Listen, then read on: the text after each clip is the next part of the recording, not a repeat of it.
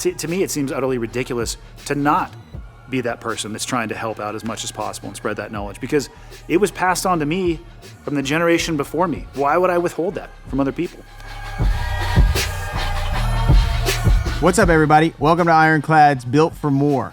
Today's episode is special. This is what the whole idea of the podcast was built on. It was taking these long-form conversations that we have on set that get cut down into 3 to 5 minutes for these videos, and we wanted to bring it to you to watch. Once you watch this episode, make sure you watch Blackhawk's episode 2, No Fail, featuring Andy Stumpf, because it's something that's going to make you want to go climb a mountain.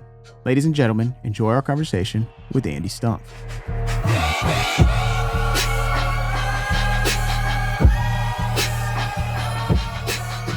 All right, let's start from the top.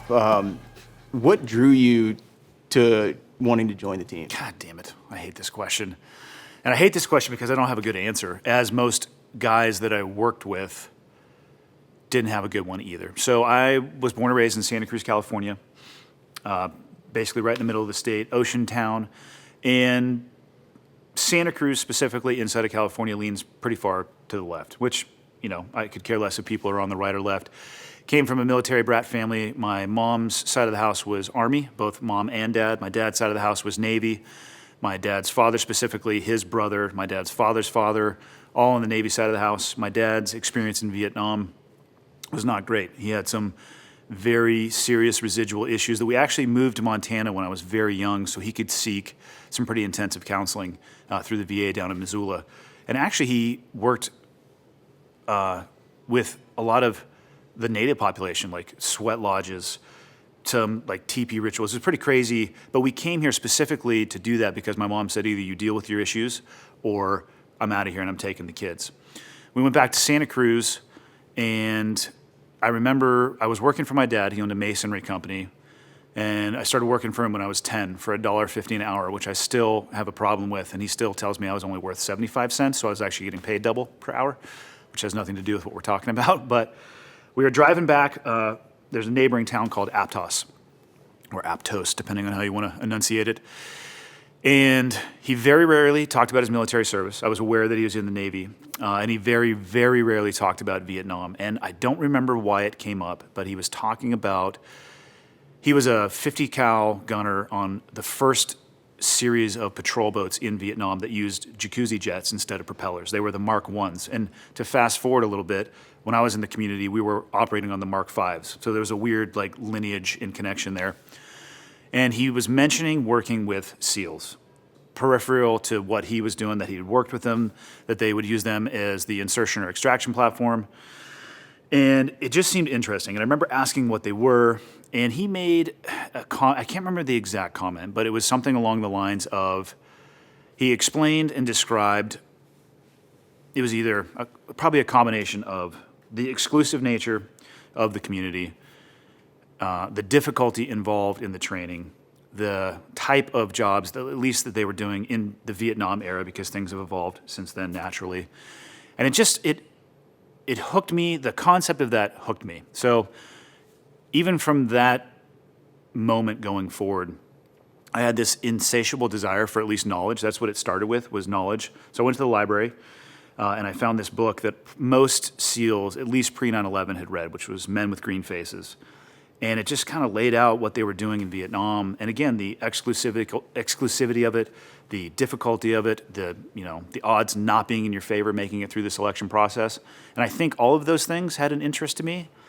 But once I heard about it, it just became a gravitational pull. And it's all I could really think about. So as I was working my way through high school, I was watching my friends who were taking the SATs or they were applying to colleges, and I had no interest in doing it. I had one route that I wanted to go. So my junior year of high school, I brought home a Navy recruiter. Full disclosure, my parents knew that I was going to the Navy recruiter to talk to her. It was a woman.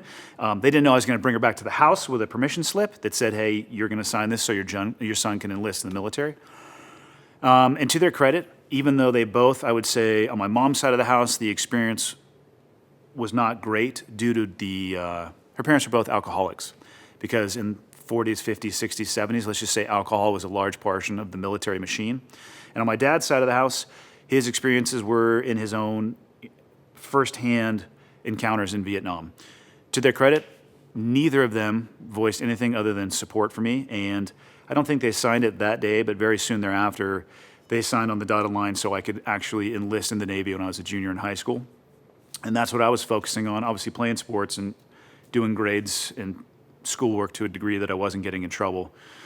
But as soon as I could get started on the pipeline towards the SEAL community, that's exactly what I did. So I left a few days after high school, straight into boot camp, take the screening test in boot camp, which was very simple, got a slot at a school that would allow me to go to BUD/S, and was able to systematically approach and just attack the pipeline. It was, for me, very fortunate. I didn't realize how many people don't have the chance to do that or get hurt or the timing just doesn't work itself out.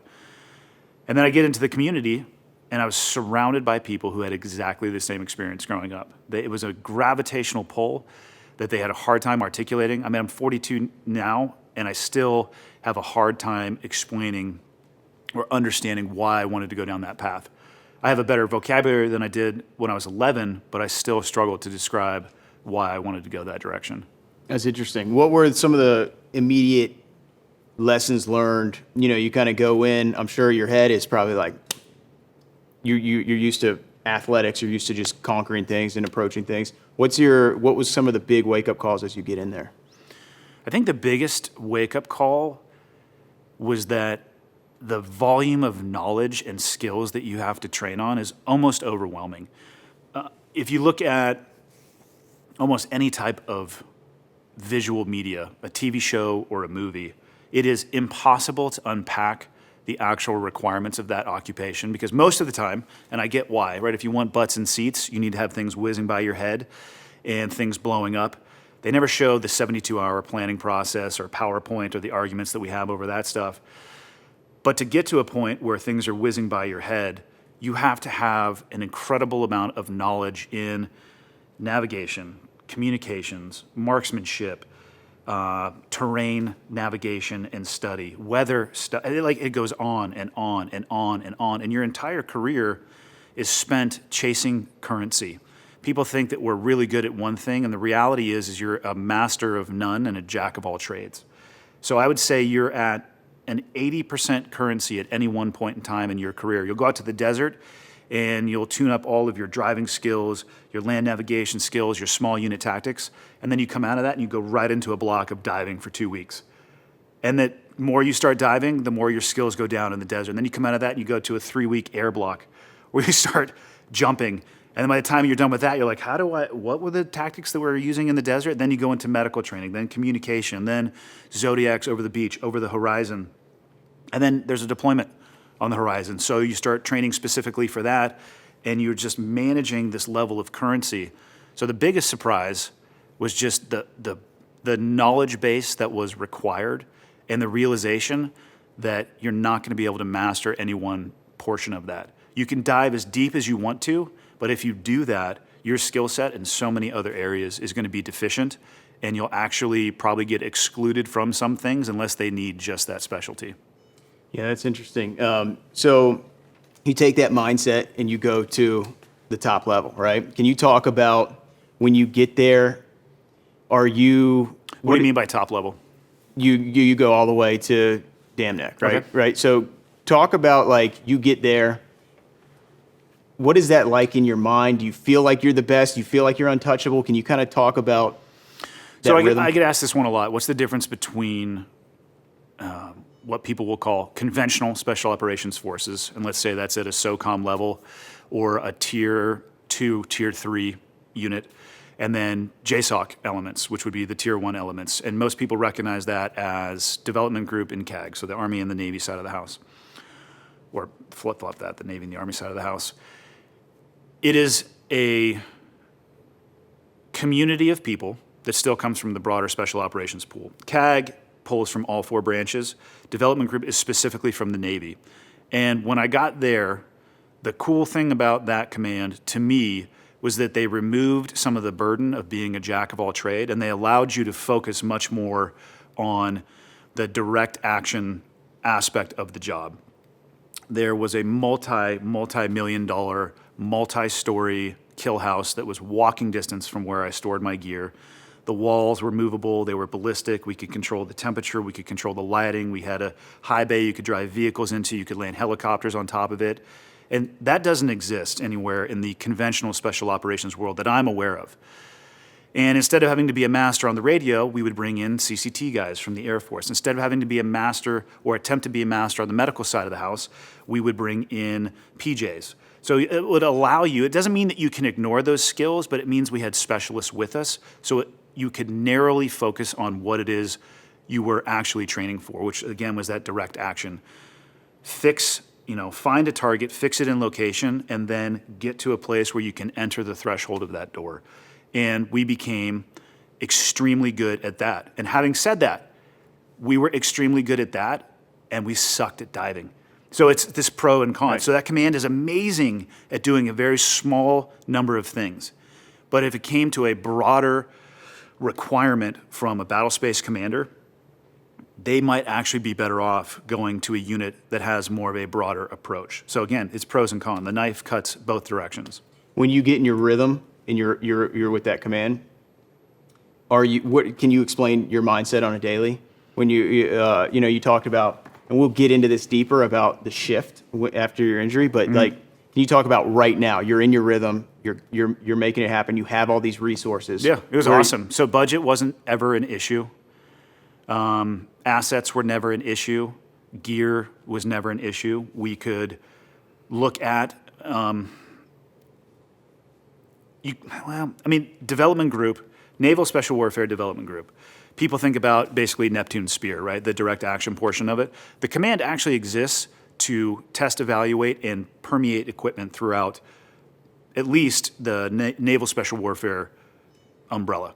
So we had the ability to deviate from the ANU, which is the authorized for naval use. If you go to a conventional SEAL team, you cannot just go and buy an off-the-shelf ballistic helmet. It has to come through the Navy's pipeline of sourcing and testing and all the things that go into that, and that takes years.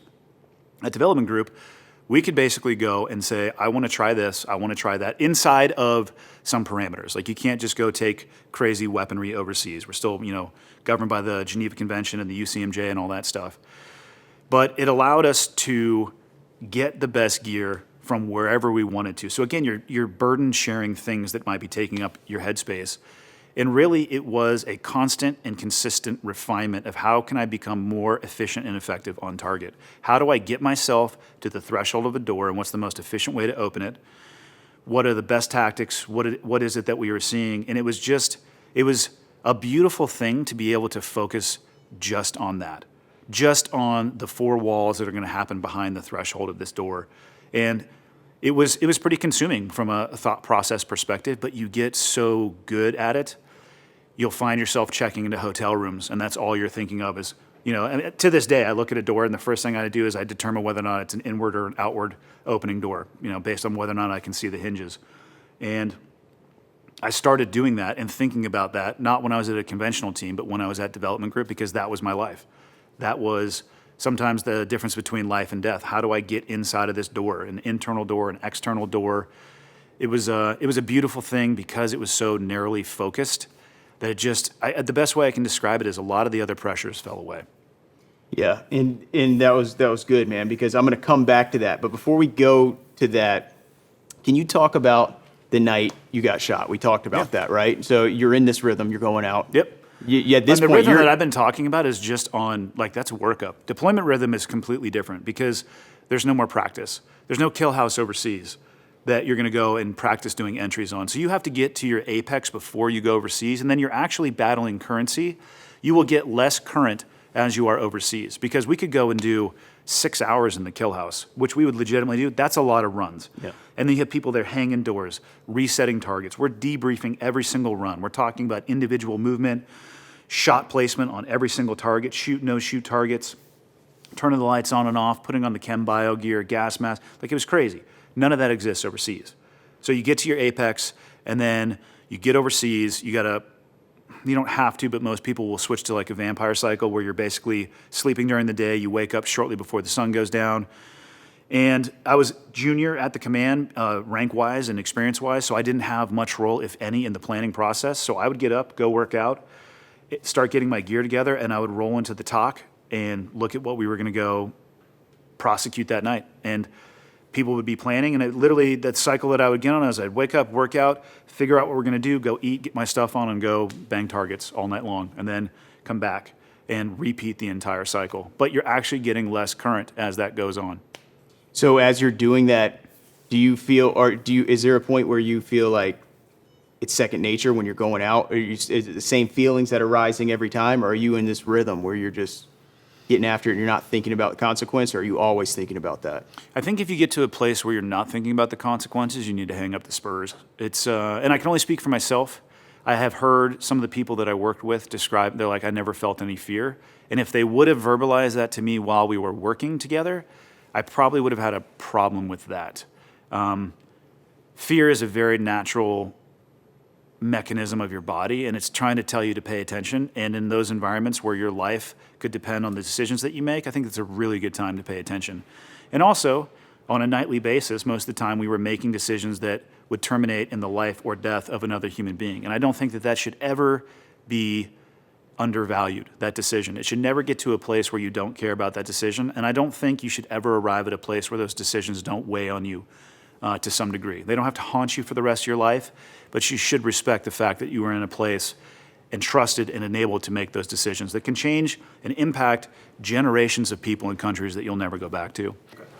So I never got to a point where the things that happened on target felt routine, but I definitely had a routine of, we'd have a cubby, and I would always lay out my gear exactly the same way and put it on the same way, so I knew that I have everything, right? I didn't want to create a new system of putting my stuff on and then be like scratching my head on a helicopter like, did I remember those extra batteries? Because I've done that, and it sucks. So there are aspects that you can make very rote and very routine, but when it comes to approaching a structure, climbing over a wall, coming around a corner when you can hear people on the other side of a door inside of a structure that you know that you're going to go into, for me, and again, I can only speak for me, it never got to a place where those things didn't register with me, where it didn't have an emotional and physical response and impact. And I'm glad that it didn't, because it forced me to constantly pay attention. So let's talk about the op that you went on. So break it down, kind of paint the picture for me. So we had been there in Iraq for about just under 30 days, and I was on a routine that was very similar to what I had just described. I would sleep all day long, I would get up, I would eat a little bit, I would go work out, I would walk in to see what was going on for that night. And at that point in 2005, we were largely chasing electronic devices. So we would just kind of look at what was on the network. They would start planning and, putting together the bigger operational plan for the night. Sometimes it would be one target with multiple follow-ons. I mean, most of the nights we would go out as the sun was setting, and we would come back as the sun was coming up. So we had a full cycle of darkness to work. And I'd get all my stuff on. We'd come into the brief. I'd throw on my little football sleeve for, the little flip up that had who we were looking for, the electronic signature that we were looking for, height, weight, right, always seemed to be relatively the same. And the picture was often like a black silhouette. I was like, okay, we got some good intel on this guy. But that's just where we were at that point. And we would just go out and we'd do it night after night after night. And the night that I got shot, I wish I could say, well, actually I don't wish I could say, it wasn't any different than any of the other nights. I had no indication leading up to that event that it was going to go any differently than it had gone the nights before. We were looking for a kidnapping cell. We had gathered some intelligence that there was a cell of people that was going to try to kidnap the children of political figures in Iraq. And we drove to this particular target and walked through a field, and we're walking through an urban area. And we were seen by somebody farther down the road, so we pursued them into their house. And in doing so, we made some noise. I believe a door was shotgun breached. We came back around. We were retracing our steps because we were looking for an electronic device, so we were trying to fix that device in place. And I remember as we were coming back, I was walking point at the time, so I was in the front of the patrol. We pursued that individual down an alley, and we walked back the same alley. And we sat up on the corner of that alley where there was a structure with a wall and a courtyard, and then structure was inside of that. And I remember when we walked past it the first time, the internal lights were all off, because under night vision goggles, any white light, it's a flare going off in your night vision goggles. As we came back, the lights in the structure were on, whereas when we came by the first time, they were off. we set up a ladder, and I climbed up the ladder, and I don't like having my back to things that I can't see. I didn't know we were actually going to go into that structure, and I was just trying to make sure that I could see a little bit, give us some offset and some distance. And I ended up looking through a window for almost 10 minutes. So I actually was looking at the structure for a really long time.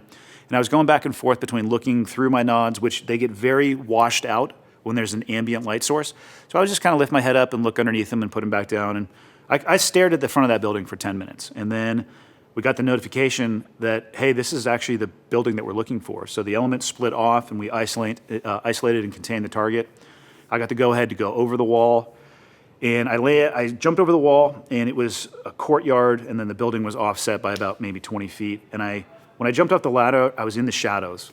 And I remember having the thought in my head that I was just going to go right up to the door, and I was going to hold security for the breach team.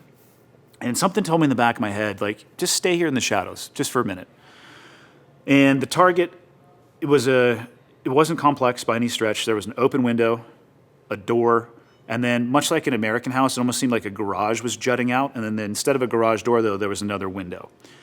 And I was just going to go to the corner and hold security for the breach team, but I didn't want to turn my back to the window where the garage door would be. So I waited until there was a couple of us in the courtyard, started walking towards that corner that I was going to post up on. And the second that I took my eyes off of the window that was illuminated, literally as I swung my head to look into the window that was not illuminated, I heard rounds starting to crack off from my left-hand shoulder.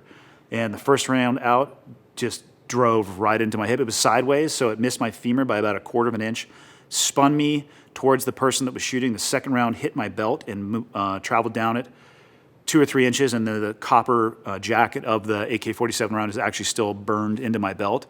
Slammed me on the ground, and I went sliding underneath a car, which was not awesome because I was laying on top of my gun, trying to get out from underneath the car as I was watching muzzle flash and hearing rounds impact.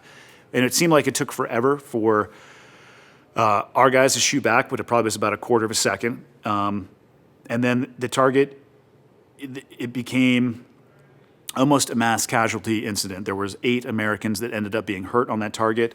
We explosively breached on our side of the door. They were making entry on the other side. So there was a gunfight in the hallway that 2 people were injured by, and then people were injured by the breaching charge. So it was actually, even at the highest level, it was the effects that came from that largely were from the fog of war. People at the apex of what is possible, and it was a blue on blue or a green on green, whatever you want to call it. So I ended up being one of the least injured people. They were putting guys on helicopters, flying them out of there. They put me on a Bradley fighting vehicle. I basically, as the firefight got kicked off, I got drug around a corner. A buddy of mine cut my pants open to get a look at the injury. I put direct pressure on it with my hands. Got drug out of the courtyard eventually. It got wrapped in Curlex, which is just gauze, and then I got thrown in the back of a Bradley fighting vehicle and driven to the green zone. And that was it. Started, the medical treatment began from there, and then I got flown to Germany, to Landstuhl, Germany, and then I was there for maybe 2 days and got myself on a Delta flight and flew home. So you get to Germany, and I'm sure you're just... Well, there's 3 of us in the room. One Yeah. guy was shot in the hand, so he immediately went to the bar because he's an asshole. He was told not to leave and immediately left. The other guy, his arm was just filleted. And like not coming back. no, he saved it. Nice. And he's actually now is on the CBS show SEAL Team. Tyler Gray. Oh, yeah. We were on the same target together. We shared a hospital room. And I was sitting there, I was in a lot of pain. There was a lot of neuropathic pain associated with it, but in comparison to other people, I was fine. So there was nothing they can do for me. I still have never broken a bone. I've never had stitches. I've never had surgery. And they basically were like, well, you can wait here for another week until the rotator flight can take you home. And I just called the command. I'm like, I want to get out of here. So I went and bought a Delta ticket, took a taxi to the airport, and got on a Delta flight. And the command sent an aircraft to get me in New York. And I got right off the aircraft, right on another aircraft, and made my way home to Virginia Beach. So let's talk about your mindset at this point, because we talked about this on the phone a little bit. You go from full tilt every night, going apex to like that. Can you tell me what's going on in your head, what scenarios you're playing? Well, in the moment, like traveling back home, I didn't know what the future was going to look like. I knew that I was definitely injured and I was going to have some residual effects from it, but I didn't know how bad it was going to be. There was a lot of pain. They were juicing me with as much morphine as they possibly could give me. So my thought process wasn't the best, but it wasn't until later, when I get back, and it was earlier on in the war, the command did the best they could, and military medicine did the best they could, but they were underprepared for, I think, what was to come. I remember checking into the Portsmouth Naval Hospital. I was on a variety of different medications, and I was profusely sweating, resting heart rate of about 150, just in an extreme amount of pain. And I checked into the Portsmouth Naval Hospital ER, and I remember this young corpsman, like an E4, and you're filling out your intake paperwork. He says, so what are you here for? And I was like, gunshot wound to the hip. And he looks at me and he puts the pen down and he goes, self-inflicted? That's where we were in the military medicine system at that point. So I waited in the waiting room for about 3 hours while they took people in with the flu and sniffles. And then I finally got brought in and they wanted to do an x-ray. And then the doctor came in and said, do you mind if we have all of our interns come in? They've never seen a gunshot wound. That's where we were. So it was in those moments that I started to pretty much come apart and realize that I was going to be on my own when it came to recovering from this, that the doctors didn't know what to do. And the thing is, with the neuropathic injury, they said, we don't know. I don't know how many times I have been told by somebody who spent the vast majority of their life in an academic setting learning about medicine who would just shrug their shoulders and be like, maybe. And, a millimeter a day, an inch a month is what nerves generally regrow at. So maybe you'll be able to walk again on your own. Maybe you'll have the usage of your knee. Maybe you'll have the usage of your ankle.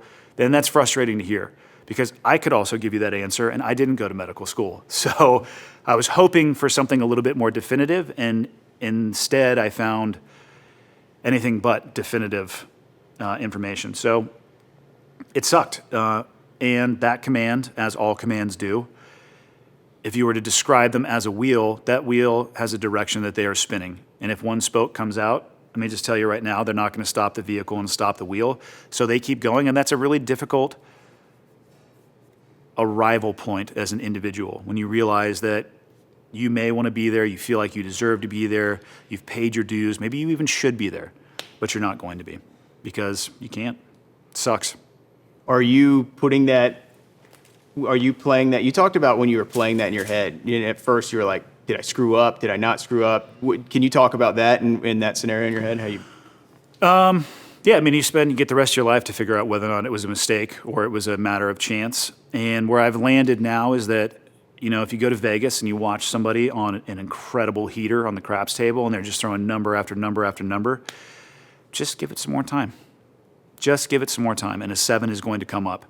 And I know some people who have gotten incredibly lucky, and they've been around people that were injured, or they took a step and then something behind them blew up and other people got injured. And I think in that game, the game of what I used to do for a living, even though it was anything but a game, but to use that analogy, the odds are ever increasingly not in your favor. And I don't think I did anything wrong that night. We were not after some high-speed cell. We did not try to develop any new tactic on that target. I think they just heard us going down the alleyway. They heard the noise that we had made, and they responded like anybody else would respond. So it just was a matter of, it was my day at the table, to include a lot of other people that got hurt that night. It was their day on the table, and that's the way it rolls sometimes. You can only control so much. I mean, the mistake is you get to a place where you think you can control everything, and the reality is you really can't. There's so many things that are outside of control. And then you put another human being on the chessboard, and you guys are playing against each other. The only thing I can actually control is me. That person might have the advantage on me one night over the other one. Did it take you a while to come to that conclusion, though, at first? Were you beating yourself up at all? At first, I didn't know. So I got isolated because, again, the wheel kept moving. So I only had my first-person understanding of what had happened and the other person that got medevac back with me. It wasn't until I was able to talk to a lot of other people that were there that night and literally just say, what the fuck happened? And to get their perspective that I came to the realization, like, oh, okay, like, we didn't do anything crazy. We didn't make any mistakes. It wasn't my night. Your view of failure now is something you were articulate with, like, hey, this is a part of getting to the next level. Was that your view of failure prior? When you're in the teams and you're working up and you're at the pinnacle, are you Are you more hard-headed? Are you more accepting? Or what is your view there? No, I mean, hard-headed isn't the way to go. We train to failure all the time in the SEAL teams, but I'm trying to think of the best way to articulate this. People think that you should train to failure for the sake of failure, and that is pointless when it comes to actually evolving in whatever skill set that you want to evolve in. Flirting with your threshold of what you're able to control. So to use a shooting analogy, if you're shooting at a target and every single round is dead center in the bullseye, you're nowhere near your threshold. But if you're shooting at the same bullseye and there are bullets sprayed all over the place, like you have a shotgun, you're way past it. So what you want to find, if you want to continue to move your threshold, is about an 80-20. And maybe it's 90-10, 70-30. It's for people to decide. But most of the bullets are in the middle, and then you have a zinger. There's value in that zinger if you can identify what it is that you did wrong and train towards that. So we would train to failure in the SEAL teams all the time, but not so that we said, hey, this was so hard that we couldn't complete it. It would be for a junior leader. We would overload them with information to the point that they couldn't make a decision on the battlefield and highlight the failure that came from that and allow them to fail because they were not able to prioritize, stop the evolution, train the individual, and try to inoculate them from happening or from that happening again in the future. So training to failure is irrelevant if you don't have an end state associated with it. It's so utterly simple to create a training environment, regardless of where you are, that is a no-win situation, and there's no value for that. So work towards your end state by determining where your threshold is and then bumping that incrementally. And you can do that through systematic and very smart failure. You know, when people are like, man, you're doing it. Anybody who's at the top of the game, a lot of times they're like, man, a lot of people don't smell the roses until they're already past them. Is it when you're in that situation and you're like, man, I'm here. This was my goal. Or is it kind of just you're in it? It was the essence of both. I mean, there's certainly an essence of not realizing how awesome it was because you are caught up in what it was until it's gone. And you're like, oh, damn it, I should have taken a moment to appreciate that. I knew where I was. I knew what we were doing. I understood and appreciated how complex, the number of things that have to come together for a target like any of the targets that JSOC level element can go out and prosecute. It's a symphony of chaos that comes together in this like a beautiful, perfect note of music. And you realize that that's happening, but you just don't appreciate all the things that it took to do that. I didn't, at least, until I was actually out of the military and got a much broader scope and understanding of all the enabling things that were required to make that happen. All right, action. So we'll do our wide and we'll do our close up here. Scene 101A, take 3. Guys, is this my trailer? Let's do one of these and then we're good. All right, ready? Oh, that storm is blasting. That sun comes out for real right there. That's worth the fight. 3, 2, 1, woo! A lot of people see it, stepping out the wagon, 200,000. Bright red paint, got it looking like a dragon. That's what you get from a hard dead track. Turn everything up. Turn everything up. I don't know if I'm stuck in the station, but I have felt my entire life as if I'm constantly trying to play catch up or keep up with the people that I was surrounded by. The SEAL community was absolutely everything that I thought it was going to be, and then so much more. And the people that I was surrounded by, people ask me all the time, like, hey, rate your military career. And I tell them that's not for me to do. I think you should be judged by your peers. And if people tell you that I suck, then you should go and consider that, and you should listen to them. Because I don't think I should be able to rate myself. But if you force me to, I would say I was a C, if not a C minus, because I was surrounded by people who were stronger, faster, could jump better, shoot better, make better decisions, better control of their emotions and their decision-making process. It was unbelievable. And I never got to a place where I actually even felt worthy of the peers that I was around. I knew that I was around such amazing people operating at such a high level, and I was so appreciative of that, and I just tried to absorb as much as I could. And at the end of the day, I just didn't want to be the anchor holding anybody back. And I look at everything that I've done in my life, it's like, yeah, average, maybe a little bit below. I'm constantly, like, we'll go do jujitsu later today, and it's the same thing. I'm like, what is going on here? Like, again, average, a little bit below. But I find so much growth as a person from being in that spot. And then I just seek people who are better and better and better and better. We're talking about you got shot. Yep. You're back home. You see the wheel start to spin. Once you realize that wheel is moving, where are you at? What are the scenario playing out? What are your options? Well, the first realization that the wheel was moving, and then the second one was that I was off the bus. I had hoped that I was going to have a speedy recovery. I ended up having drop foot for almost a year, so essentially hemiplegia of the left side of my body. And I would watch the guys, they came back. The night I got shot, they went on a target the next night. The wheel spins. I actually didn't see any of the guys that I was on target with until months later when they got back from deployment. They took post-deployment leave and then went right back into the training cycle. I went down to the Air Operations Department to try to get some time to recover and rehab, which the command decided they didn't want to give me as much time as they had promised, which is why I had left.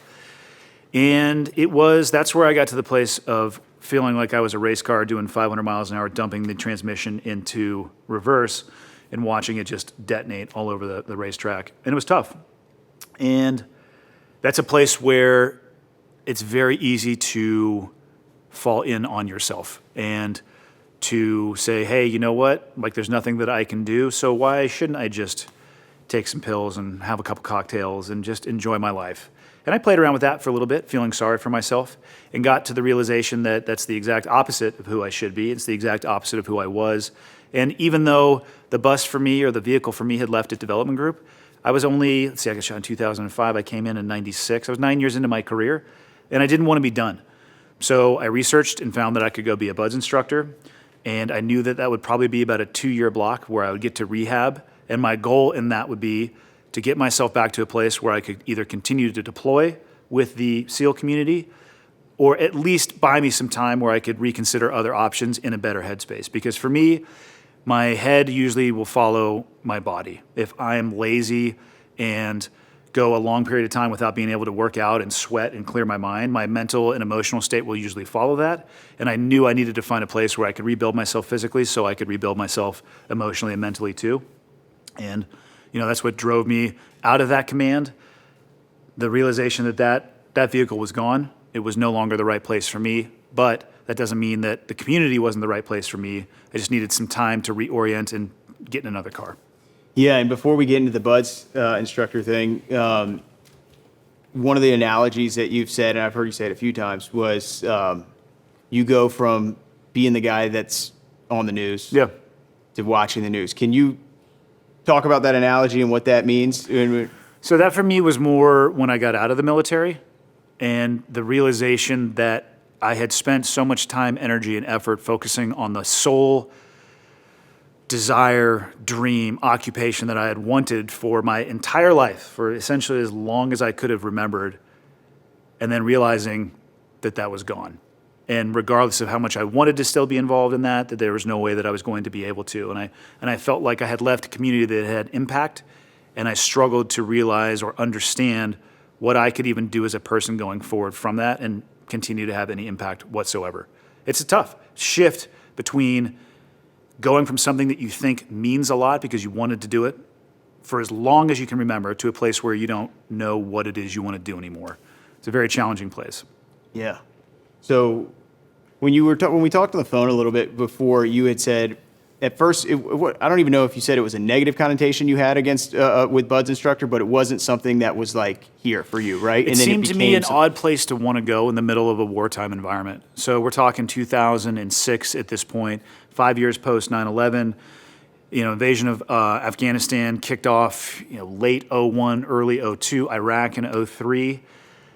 Not a lot of guys were raising their hand to go to a shore duty billet to train instructors, or not to train instructors, to train students that would then enter into the community and go execute combat operations while you're wearing a pair of green shorts and a goofy hat and a UDT SEAL instructor shirt.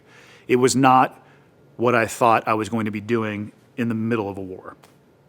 Yeah. So you get there, and it had more impact than you thought, right? I got there, and for one, it was exactly what I needed when it came to rebuilding my body. It gave me the space and the time to do what I knew I needed to be able to get back, and be able to deploy again, or at least have the physical ability to do so. And with that, it did in fact come the mental health aspect, ability to recover. It was just nice to get away and have some more time and space to just relax and recover on a variety of perspectives. And then I realized it was such an interesting time. I spent a lot of time wondering what my instructors thought of me, because I looked at these kids, which is what they looked at, like, who are volunteering to come into the SEAL community post 9/11. They know what they're getting into.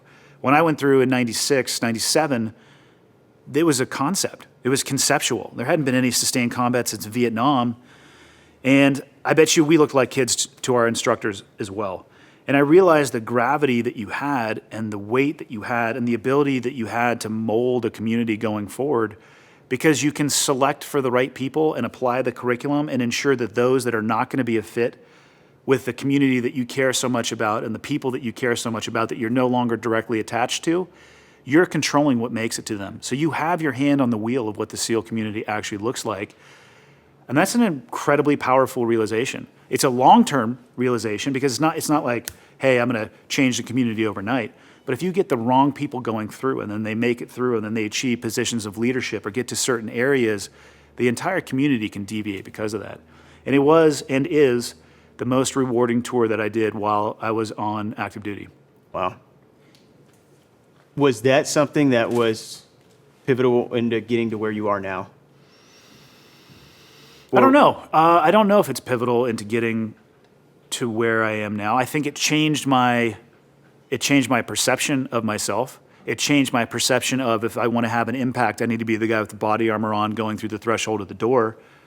But what's more impactful, being that one individual in that one room, or instilling in people core values and morals and an ethos so 50, 60, 70, 200, 300 people can put body armor on and drive the community well beyond anything that you're capable of doing. At the end of the day, what I was able to do on target with body armor on is completely meaningless. But the people that I was able to empower and enable to go into that community, they'll change it and shape it going forward. You know, we talked about the mindset and watching it and how you overcame a lot of that, but let's talk about the adversity. Can you really break down what goes through your head there, and what were some of those most adverse moments as you are experiencing that transition from injury and watching that wheel keep moving? I think the best way to describe it is I was sitting in a bathtub at my house trying to get my foot to work. And unless you have experienced this, it's hard to describe, where, I mean, like, you know what it feels like to, in your head, think, hey, I want to move my hand. And you're thinking that, and you're feeling those things fire in your body, and you're looking at a portion of your body and it's not moving. And then you just, like, it starts to tense up to try to get them to work harder, and it doesn't. And, like, inside of my head, I could hear myself screaming at my foot just to move it a millimeter, and it wouldn't. And nothing that I could do could possibly get it to move, until one day I was actually in a bathtub again. I don't know. It's not that I spend a lot of time in a bathtub, but in both of these stories, I was in a bathtub. It's fine. I like moisturized and luxurious skin. It's not a big deal.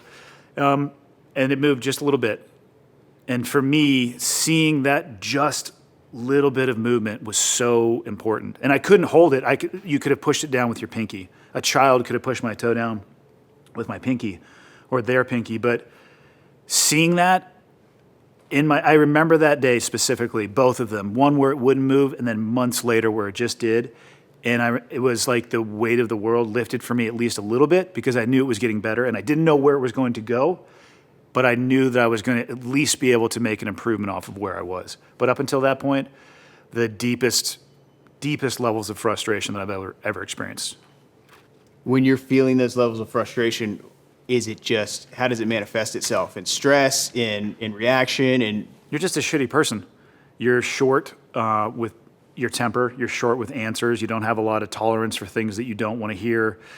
Probably wasn't the best parent that I have ever been. Thankfully, my children were very, very young. I actually only had one son at the time, but my wife was pregnant with our second. It's just not the best expression of who you are as a human being. You're physically in pain. I wasn't sleeping well, so I was mentally and emotionally exhausted, and that just comes out in being an asshole. And then when you saw that movement, I was still an asshole, but I worked my way out of that. Again, I still had a lot of work that I had to do. Being able to lift your toe a little bit. You know, for a year, I would walk down a hallway and I would hear my left foot slap. And I don't think anybody else paid attention to it, but it drove me nuts. Because I was basically swinging my foot so I could lift my toes because I could not dorsiflex my foot. And that slap bothered me. And my gait is still a little bit off, and I still have daily reminders. I'll roll my ankle all the time. And there's some stuff in jiu-jitsu that I can't do that I have to guard my ankle with very well. So it has had this lifelong residual, impact that I have to constantly bounce up against. And sometimes when I do, I'll roll my ankle, it makes me super frustrated. I go right back to that moment of being pissed off because I remember where I was and then where I am now, and the realization that I can't do everything that I want to do. It's tough. But I can rapidly get back, hey, at least I'm not as bad as it used to be. I still am able to do this, and this. I mean, it's this constant internal battle and narrative. And I think everybody has the choice in that narrative. A lot of people, to include myself, at points in my life have listened to the little devil on my shoulder as opposed to the little angel on my shoulder heading me in the right direction. Yeah, and I think that I've heard you say this a lot, is you have to focus on what you can control. Yep. Was there a scenario where where that made that a saying that you say a lot, or is that just something that you've... That, almost everything that I talk about, the podcast being an example, and I can even bring Jocko into this. He writes manuals on leadership. Spoiler alert, he didn't create the things that he's talking about. And he would tell you that specifically. He and I both were taught those things from the generation of instructors that taught us. And they were taught those things by the generation of instructors that taught them. It's this knowledge that has been passed along, keeping your world small. Where does that come from? It comes from a chaotic combat environment where you can't worry about what other people are doing, specifically your enemy. You can only control yourself. And that is a lesson that is reinforced in the incredibly realistic and difficult training that we did all the time.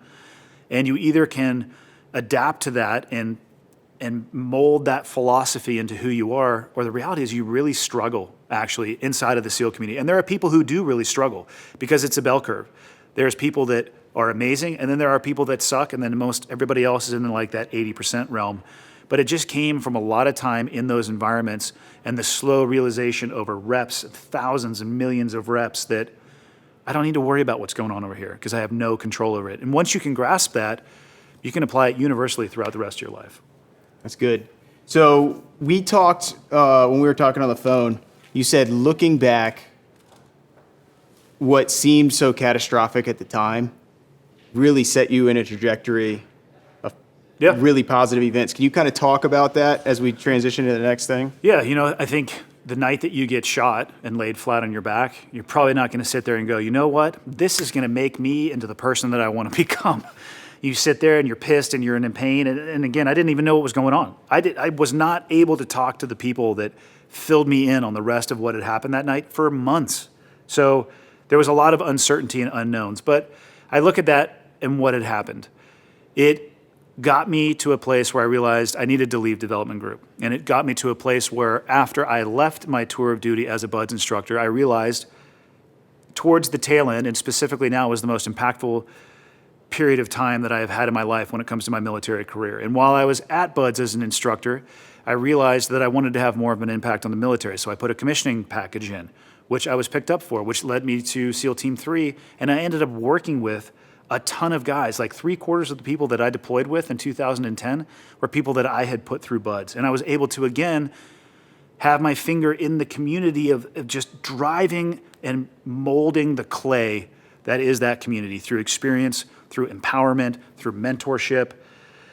And towards the tail end of that, I went to a training command where I was the operations officer and oversaw all the training that was going on at a high level, not at a day-to-day level, of what was going on inside of the SEAL community.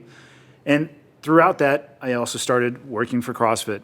And in doing so, started public speaking. Why did I start working for CrossFit? Because I was using it as the methodology to recover from getting shot. It got me used to public speaking. It introduced me to Tate Fletcher, who's the person who introduced me to Joe Rogan, who's the person who told me I should start a podcast. Then when I got out of the military, I was introduced to brands that wanted to support me in the things that I wanted to do. So I started skydiving more recreationally, which led me to base jumping, which led me to my first endorsement and sponsorship deals. All of those things, if you call that a right-hand turn, all of those right-hand turns can be drawn back to that night on target. And there's just no way that I could have seen that in that night. It's in the rear view mirror now that I look and realize that's probably one of the best things that's ever happened to me. That's good, man. So because of that now, you're out, right? You get out, and a lot of these came from, a lot of people stop from what they perceive as failure, Yeah. right? But your view of failure is a little bit different now, right? So can you tell me the importance of failure in life and what that can do? I don't know if I view failure differently. I mean, Yeah. it's just falling short of whatever your goal is. I think the definition is what it is. If I look back at the aggregate of my life, the grand sum of my successes or failures, I would be surprised if it was 50-50. It probably is probably a little bit higher on the failure side of the house. And I think most people are like that. But what I suspect is that when people encounter failure or they see something that they will struggle at, because we'll use jiu-jitsu as an analogy. You get your ass handed to you every single day. And it's not like some macro failure. It's a micro, you get bested getting to a position where somebody will get a hold of your hand where you wanted to get a hold of your hand. And you'll see people, even in jiu-jitsu, who then avoid those positions in the future. And what it ends up happening is it stunts their growth. So anytime that people, in my opinion at least, avoid adversity because the outcome may be failure, they are stunting the evolution of what they can be as a human being. For me, I like things that are challenging. Base jumping scares the shit out of me, which is why I love it. It's challenging, it's high consequence. Skydiving, less high consequence because you have more time, but it's also extremely challenging. And to really get to a high level, it's based off of failure after failure and trying something and failing and trying something and failing and slowly gaining that experience so you can accomplish things that people don't understand how you're able to do that. Public speaking. The first time you get up and you publicly speak, let me tell you what happens. Nothing good. So what do most people do? I don't want to do that anymore. But if you continue to dive headlong at those things that are challenging you and you have these micro failures and you can work your way through them and you start seeing adversity as a motivation instead of a stumbling block, in my opinion, I don't really think there's anything out there that can stop you. One of the things that I hear from a ton of dudes like you, right? It is like, and you said it earlier, is being surrounded by people that are better than you. You know, when people talk about what the flag represents to them, when people talk about what their service means to them, is the guy on the right and left, and you just talked about it, like they're all pushing themselves. They're all better. Mm-hmm. You go from that to I'm with all these regular people. What do you seek that now? Do you seek people that are pushing you to be better than yourselves, and that sense of community of people that are high achievers? I mean, I think it should be pointed out that even the people I was surrounded by, they're regular people too. I honestly think that if people got to spend like a week in the SEAL community, in the SEAL teams, they probably would leave underwhelmed. It's not this community of like cyborg, ultra athletic, ultra intelligent individuals. And there are those people for sure, but they're the anomalies even inside of that community that most people would consider to be in and of itself an anomaly. So they're normal people. I think that perhaps they have a greater capacity to just continue to drive headlong through adversity or find ways around it, because that's what the community rewards. And you're actually not going to get into the community unless you can use adversity as motivation. That's the point of BUDS, the siphoning and filtering process. But it's tough, and I hear this the most often from guys when they get out. They struggle because they're used to being around people with that mentality, which is really what it is. Adversity is motivation. It is not something that should stand in your way. Let's just say, in my opinion at least, that is not the message that is portrayed very broadly in our society. And I wish it would be, because I think it would be better. But you can surround yourself with people who are better than you or more interesting than you or smarter than you or more experienced than you in any avenue that you want to go down. Podcasting, for an example. I'm very lucky because I know Joe Rogan.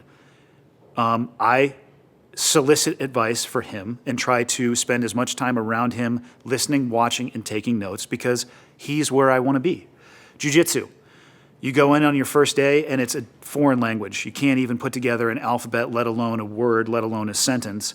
And you look at what those people are able to do, and the first thing that you have to do if you want to get into that, the paradigm of learning a new language is you have to get out of your own way and realize that you're going to fail, and that it's going to take you a month to learn one of the letters, and then it's going to take you a year to be able to put a word together, and it's going to take you 10 years to be able to put it together a sentence, let alone a paragraph. But there's value in doing that. And you could do that through music if you wanted to. You could do it through production if you want to. You just seek out people who are in a station or at a place where you aspire to be. You go and you ask questions and you listen. And then the most important step in that is you have to do the work. So now, right, you've got these so many life experiences and so many different things that have steered you to where you are. Can you talk about what you view as your purpose now, and what do you do to kind of feed that? That's a good one. I don't know. I don't know what my purpose is. I don't know if I would have been able to articulate what I thought my purpose was even when I was in the military. I definitely, as I became a father, my purpose for me personally shifted towards I didn't want to leave something behind that my kids would potentially have to finish. And whether or not that was a success or failure is for the history books to judge. I think it's trending a little bit more towards a failure, at least on my own personal goals or aspirations when it came to that. But I just want to make the world a better place than the world that I came into. I would like to make a difference in a positive direction. And I don't know what that looks like. I don't have a definition for that or an avenue for that. But I just try to be the best example of being a person that I can be and do the right thing as often as I can. And I'm not perfect on either of those, but that's it. I mean, I'd like to leave a mark, and I'd like the mark to be in a positive direction. That's good. So speaking of that, you're working with 2 LE guys today, right? Mm-hmm. And you do that on a regular basis. Why do you want to take these experiences that you have and give back to that community? And specifically the law enforcement one? Yeah. I think law enforcement is a vastly misunderstood job, and it's easy, much like the military is in many respects, to sit back and Monday morning quarterback. The reality is the number of people who will ever pull a vehicle over and actually walk up to it with the realization that the people in that vehicle may intend or desire to do bodily harm / kill you, almost nobody has experienced that. The number of people that are willing to go to the most dangerous portions of the world, into the most dangerous town, to find the most dangerous person in their house and to go into their bedroom and fucking kill them is very, very low. And it's easy to sit back and Monday morning quarterback. Why don't you do it this way? Why don't you do it that way? I understand, even though I was not a law enforcement officer, the complexities of operating in a tactical environment. You have not enough information most of the time, and you certainly don't have enough time to make the most informed decision that you would like to. So I give them the benefit of the doubt, and I will give them every ounce of my experience, and I'm not going to say wisdom because I don't think that I have any, but every opportunity that I can in every way that I can to make that community better, to move them farther down the road, to help them evolve, because we all benefit from that. And because we operated in a similar environment, obviously their world is much different than the world that I operated in, there are some similarities. And I think it gives me a better understanding of the challenges of their job, so likely a better understanding of the things that I can do to try to help them in the execution of their job, occupation, profession. Great. So now I'll ask it on a broad scale, right? So that was the LE. Now you're doing so many things, and you share through so many different routes, right? From public speaking to podcasting to doing stuff like this. Even when we called you originally, talked to you about this, you're like, dude, if it's not something that's going to make impact, I don't care. Yeah. Why? Why, and what do you want to instill? I just don't think people should withhold information. On a lot of levels, I think human beings are a very complex species, but at the same time, it's not that hard. Communicate openly and freely, best practices, they pretty much most often or always float to the top. And if you look at what it is that I used to do, it was an economy of tactics and ideas and equipment, and we filtered through all of that BS and we went with what worked. And it was our job to push that information as far and as wide as possible so it would make other people better at their job, it would make them safer, hopefully help them make a better decision. Why not pass that as far and wide? I mean, people look at the military as this inspirational and aspirational community, and there are aspects of military service that are, of course, both of those things.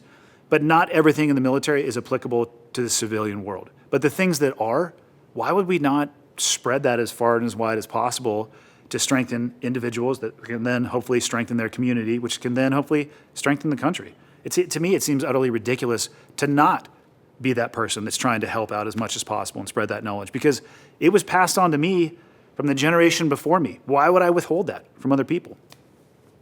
So we already hit on this a little bit, but we talked about prior what your view of failure was when you were first started, when you, and even your take on what no fail means now. But what does what's your take on failure now, just in general? My take on failure in general. I still think it's essential. Having said that, failure to improve yourself as a human being occurs in a controlled environment. I'm not saying that people should go out and haphazardly fail. They need to have a thoughtful and mindful process towards where they want to be, working their way backwards to put themselves on a trajectory for that. Train at your threshold, fail often. The goal is, in the real world, in environments that count, you never fail. And the reason that you don't fail is because you have encountered and defeated the adversity along the way. So to get to a place where you're not going to fail, you have to fail a lot and you have to fail often, and it has to hurt and it has to leave a mark. So with that said, how do you manufacture those moments, right? Like create that and build that into your system?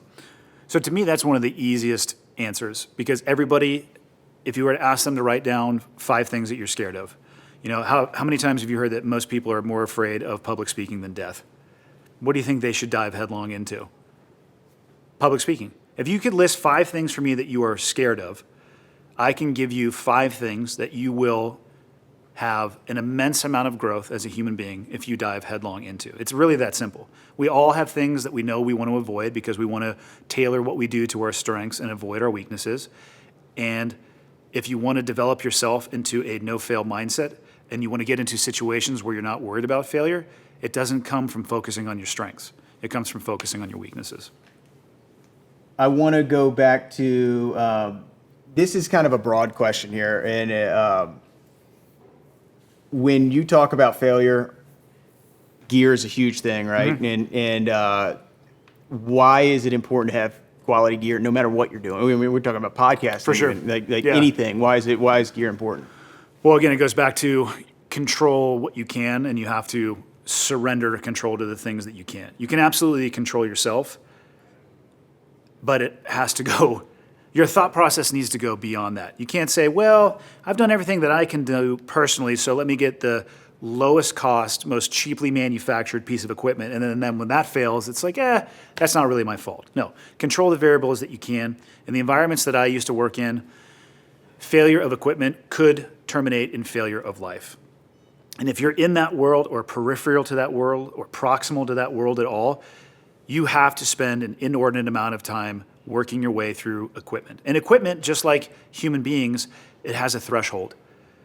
Do me a favor and find that threshold in a training environment as opposed to a real world environment. Because if you can do that and find it in a training environment, what you'll realize is maybe I need another piece of gear because the threshold of this gear is nowhere near the threshold of what I'm capable of, and you should be symbiotically climbing up the ladder of capability. You should never be hindered by your equipment. If you are, you're not putting enough time, energy, and effort into finding the right gear. That's great. How important is it to pass on lessons of failure as you continue to build a path of impact? How important is it to pass on lessons of failure? I mean, is there really any value in talking about success? Does anybody really learn anything about a path that they can go down if you only tell them about the things that you did right? Because all you'll do if you do that is get them to not pay attention to the potential pitfalls. I would say the most important thing and the most impactful thing that you can do is be completely open and blatantly honest about your mistakes and failures so that people can learn and then hopefully avoid them. Okay, so one of the analogies that we're going to do here is like taking a jump, taking a leap, right? Like you've done that in so many different ways. You always kind of take a leap of faith. You take a leap literally off of a cliff, right? Yep. So using that analogy of just jumping, taking that leap, can you kind of break down that approach to life and that approach to just making things happen? This is where YouTube kills people and gets them to think about things improperly. You know, a base jumping video will generally start 5 to 10 seconds before somebody's feet leaves the edge of the cliff. And it ends after their parachute opens or right when their feet touches the ground. And if you think that that is all that base jumping is, and you watch that and you think, oh, okay, I just need to go jump for a little bit and I'm going to be prepared, you're setting yourself up for disaster. That's the sexy highlight reel that could maybe help you get a sponsor on YouTube. But the amount of risk assessment and mitigation that I have been involved with, taught first in the military, actually, you know what, probably even taught before that on a construction site with my dad, to identify hazards and put into place mitigating effects. And then you go into the mission planning cycle in the military. You know, what's on every operational template that you submit for approval, it has on the first slide the risk associated with the operation. How do you think we get that risk? We analyze it, we assess it, and then we put in mitigating factors. I do exactly the same thing with everything that I do in my life, but it's really hard to show that on YouTube. So there are no blind leaps for me. I take the same process when it comes to putting together the military planning process. I use that in the decisions that I make throughout my life, whether it be podcasting, whether it be jujitsu, whether it be jumping off a cliff like you're saying. There's no accidents. It's just really, really hard to show all the steps that goes into the moment right before you hit record on a GoPro.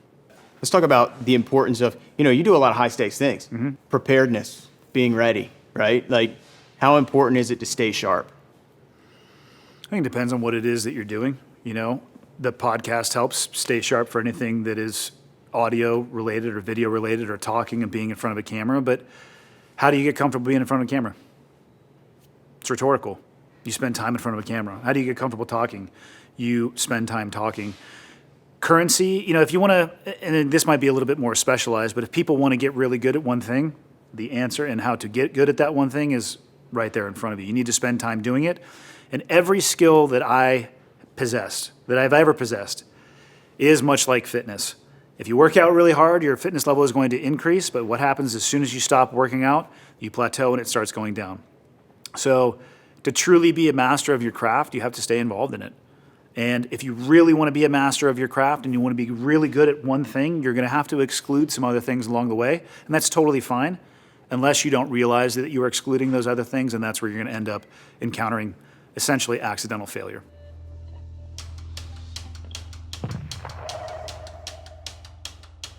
Hey guys, welcome to the Ironclad Hot Wash segment where we break down the pod, the conversation we had with our guest, and give you the key takeaways. So Jeremy, the conversation with Andy Stumpf was extremely unique. He's a really cool guy. You've known him for a while, and we've worked together with him for some time. Just a tier one dude across the board in every aspect of his life. Yeah, I think this whole thing kind of shows you a look at these long-form conversations that are very guided and less organic to get to these short-form pieces. So we go into these things knowing we need to get this 2 minutes, and we're searching for these 2 minutes. A guy like Andy, it just comes. You don't really need to push very hard, and that could have easily been, instead of a 3.5 minute piece for a no fail, it could have easily been a 10-20 minute piece. So yeah, tier one dude, great stories, great life lessons, and great outlook on failure. So I was captivated by his story. It was kind of, throughout the conversation that you had with him, it would be hard not to just be hanging on every word, especially when he talks about some of his experience in the teams, the transition that he had from operating into a situation where there was a recovery, right from being shot. Yeah. What do you think that experience kind of taught you as you were having that conversation with him? Yeah, I think one of the cool things about working with Andy was we did a pre-interview with him, 2 pre-interviews with him before we even got out there, and then we did this. And I've known him for a while, even prior to this. And one thing he says that's consistent is that all of these, what you could call failures, right, have led to where he is today. Yeah. So him getting shot could be look at like the worst thing that's ever happened to him. But if it wasn't for that, he would have never had to get back and become a BUD/S instructor. Right. And if he wouldn't have done that, he would have never fallen in love with that type of work Yeah. and investing into these young folks and teaching and speaking. And then he started speaking. And being, because he enjoyed it so much, and started speaking and becoming and doing those types of leadership things. And all the while he started rolling and doing jujitsu, and he was injured, and he was overcoming this injury. And as he's doing jujitsu and speaking, he meets other people, and he ends up meeting Rogan, and Rogan says, "Hey, you should do a podcast," and he starts doing a podcast, and then that blows up, Yeah. and then so it's these things that what look like failures to most people are just little curves in the road that have kind of brought him to where he is. So that was one of the big takeaways that I got from the whole thing, is his perspective on what failure really means and how you can really use it for something good. Yeah. One of the things I thought was really interesting, and this is something that I think can be a takeaway and applied. Anyone can use this as something that they apply to their own situation in life, whether it's at work or in family or in their home life, rather.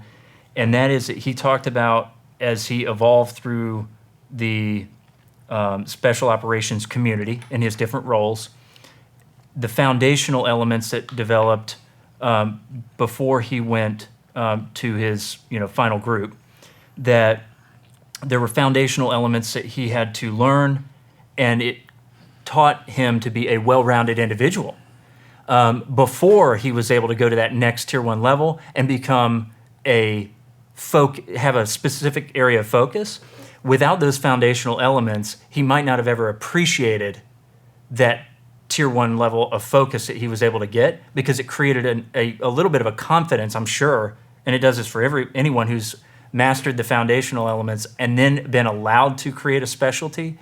Those foundational elements create confidence so that you can then go and master something specific, right? Yeah, absolutely.